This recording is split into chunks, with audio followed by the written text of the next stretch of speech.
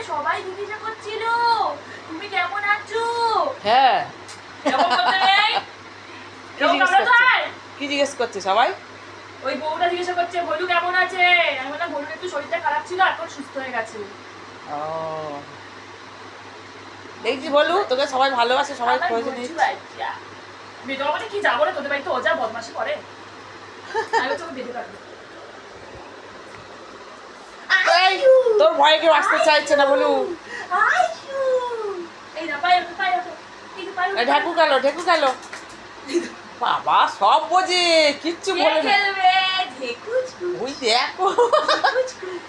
ও ছোটবেলায় খুব খেলতো এরকম। উঠাতে পারছি না, বলুকে আস। খেল খেল খেল দিদির সাথে। ওঠ।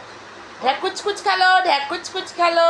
ওরে বাবা রে, ঢেকুচ কুচ, ঢেকুচ কুচ। কে খেলবে? খেলবি না? চলো। আচ্ছা, আর দিদি আদর করে দিয়েছে। ঠিক আছে চ, ভাত খাবি বলু, ভাত খাবি? মারছিস কেন? দাঁড়া, চ চ।